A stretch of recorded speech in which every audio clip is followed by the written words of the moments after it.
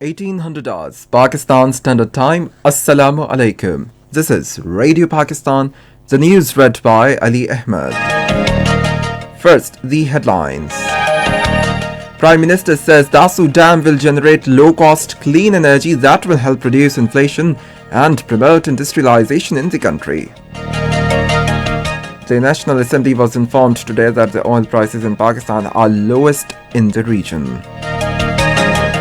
Khyber Pakhtunkhwa budget with total outlay of 1,118 billion rupees for next fiscal year was presented in Provincial Assembly today.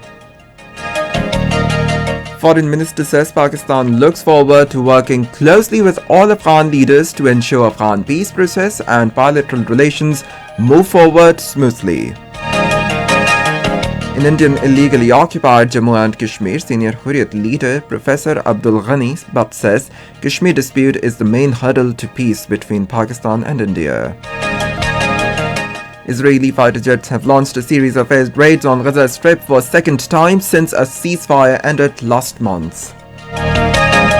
And now the news in detail. Prime Minister Imran Khan says Dasu Dam will generate low-cost, clean energy that will help reduce inflation and promote industrialization in the country. He was talking to foreign engineers and workers at the site after reviewing construction work of the project today. The Prime Minister said industrialization will greatly contribute to progress of the country through wealth creation. He said hydropower generation should have been given priority to produce cheap electricity. He said costly electricity causes inflation. Imran Khan appreciated the workers and consultants working on this complex project. Earlier, Chairman Wabda briefed the Prime Minister on the mega project of Dasu Dam. The Phase 1 of Dasu Dam will be completed by 2025, which will add 2,160 megawatts of electricity to the national grid. This capacity will increase to 4,320 megawatts with the completion of its second phase by 2029. The National Assembly was informed today that the oil prices in Pakistan are the lowest in the region. Speaking in the House today, Minister for Energy Hamad Asar said the government has brought down the Petroleum Development Levy to 2%. He said the figures given by the PPP chairman Bilawal Bhutto Zardari on poverty and unemployment are full of contradictions. Hamad Asar said the country's economy has entered into the growth phase with foreign exchange reserves standing at 6 years high and current account deficit in surplus. The Senate continued discussion on the budget proposals for the next fiscal year today. Special Assistant on Poverty Alleviation Dr. Sania Nishtar informed the House that no new tax has been imposed on salaried class and minimum wage has been fixed at 20,000 rupees.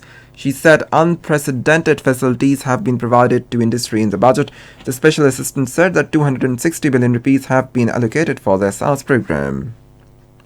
Khyber Pakhtunkhwa tax-free budget for the next fiscal year with a historic outlay of 1,118 billion rupees was presented today.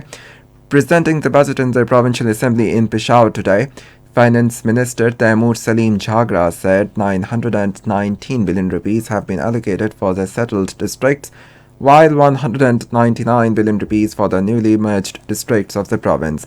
He said the province will receive 475.6 billion rupees from the federal taxes and 757.2 billion rupees for the federal divisible pool for war on terror.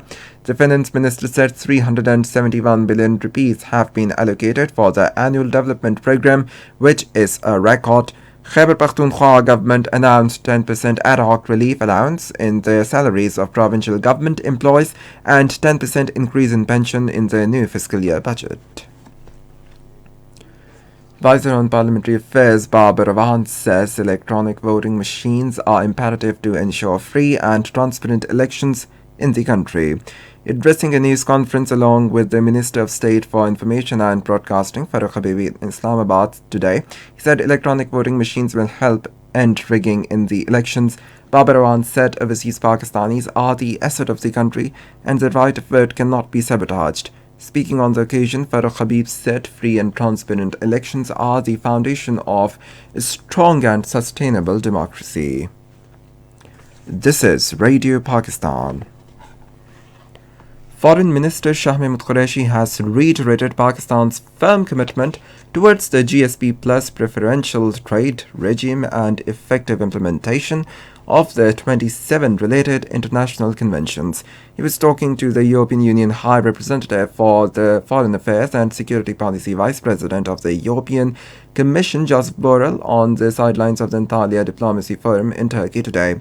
The two leaders discussed the entire spectrum of Pakistan-European Union relations as well as the global and regional situation, including the Afghan peace process and Indian illegally occupied Jammu and Kashmir. The foreign minister underscored that the Pakistan-European Union relations have further strengthened with the implementation of the strategic engagement plan signed in June 2019. He emphasized that at a time of rising Islamophobia, racism, and populism, the international community must show a common resolve against xenophobia, intolerance, and incitement to violence on the basis of religion or belief.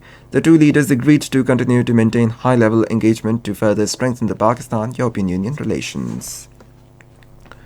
Foreign Minister Shah Mahmood Qureshi also held a meeting with the chairman of Afghanistan's High Council for National Reconciliation, Abdullah Abdullah, on the sidelines of Antalya Diplomatic Forum in Turkey today.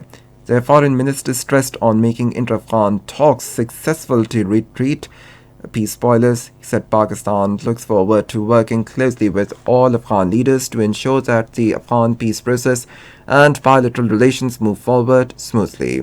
Foreign Minister Shah Mahmood Qureshi said with its sincere reconciliation efforts, Pakistan has succeeded in bringing the US and the Taliban to the negotiating table and holding intra-Afghan talks. He said now it is the responsibility of the Afghan leadership to seize this rare opportunity and find a political solution to the Afghan problem through comprehensive dialogue. In Indian illegally occupied Jammu and Kashmir, senior Hurriyat leaders Professor Abdul Ghani Butt says that Kashmir is core dispute between Pakistan and India, which is main hurdle to peace between two countries of the region. Talking to different delegations from Pulwama, Sopore and Patin in Sopore, Abdul Ghani said Pakistan has always supported Kashmir freedom movement, particularly on diplomatic and political fronts, for which Kashmiris are thankful to the country.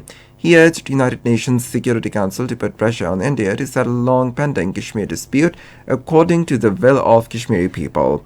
In a statement, All Parties Hurriyat Conference President for Jammu Province, Mir Shahid Salim, denounced fragmentation of a disputed territory of Jammu and Kashmir against the will of its people and lockdowns in the garb of COVID-19 pandemic by Narendra Modi-led fascist Indian regime. On the other hand, Indian troops launched the coordinated search operations in Srinagar, Budgam and other areas of the occupied territory, subjecting locals to immense inconvenience.